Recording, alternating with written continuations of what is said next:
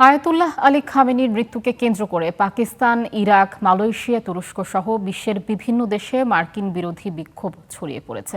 পাকিস্তানে বিক্ষোভ সহিংস রূপ নিয়েছে। পুলিশের সঙ্গে সংঘর্ষে মারা গেছে ২৬। ইসলামাবাদ সহ একাধিক শহরে মার্কিন কূটনৈতিক মিশনের নিরাপত্তা জোরদার করা হয়েছে। উত্তেজনার মধ্যে পশ্চিমা কূটনৈতিক মিশনগুলো তাদের কর্মীদের চলাচলে বিধিনিষেধ আরোপ করেছে।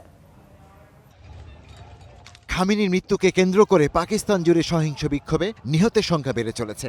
পাকিস্তানের একাধিক শহরে মার্কিন কূটনৈতিক মিশন এলাকায় সংঘর্ষ ছড়িয়ে পড়েছে। পুলিশের সাথে সংঘর্ষ জড়িয়ে পড়েছে বিক্ষোভকারীরা। বিক্ষোভে নিহতদের প্রতি শ্রদ্ধা জানাতে জড়ো হয় শোকাহত লোকজন। তাদের জানাজায় অংশ নেয় হাজারো মানুষ। পেশোয়ারে শত শত মানুষ ইরানি সাংস্কৃতিক কেন্দ্রের কাছে জড়ো হয়ে মার্কিন কনসুলেটের দিকে মিছিল করে। বেলুচিস্তানে বিক্ষোভকারীরা জাতিসংঘের একটি কার্যালয়ে আগুন ধরিয়ে দেয়, তবে সেখানে কোনো হতাহতের খবর পাওয়া যায়নি। উত্তেজনা বৃদ্ধির প্রেক্ষাপটে পাকিস্তানে পশ্চিমা কূটনৈতিক মিশনগুলো নিরাপত্তা জোরদার করেছে।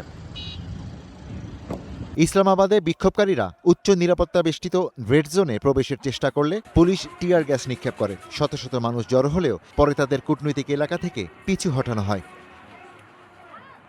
ইরাকের বসরা ও নাজাফ শহরে বিক্ষোভকারী ও শোকাহত মানুষ আলী খামেনির মৃত্যুর প্রতিবাদ জানান। এ সময় খামেনির ছবি, পতাকা ও প্রতীকী কফিন বহন করে মানুষ বসরা ও নাজাফের সড়কে মিছিল করেন। ইরাকের রাজধানী বাগদাদের গ্রিন জোন কূটনীতিক এলাকায় মার্কিন দূতাবাসের সামনে জড়ো হওয়া শত শত ইরানপন্থী বিক্ষোভকারীকে ছত্রভঙ্গ করতে পুলিশ টিয়ার গ্যাস ও স্টান গ্রেনেড নিক্ষেপ করে। মালয়েশিয়াও বিক্ষোভ হয়েছে। কুয়ালালামপুরে মার্কিন দূতাবাসের সামনে বিক্ষোভকারীরা আলী খামেনির ছবি ও ইরানের পতাকা বহন করেন। যুক্তরাষ্ট্র ও ইসরায়েলের হামলার পর রোববার তুরস্কের ইসলামপন্থী গোষ্ঠীগুলো আঙ্কারা ও ইস্তাম্বুলে প্রতিবাদ কর্মসূচি পালন করে। নাইজেরিয়ার শিয়া ইসলামিক মুভমেন্টের সদস্যরাও রোববার কানু শহরের রাস্তা নেমে ইরানের সর্বোচ্চ নেতা আয়াতুল্লাহ আলী খামেনির মৃত্যুর প্রতিবাদ জানান।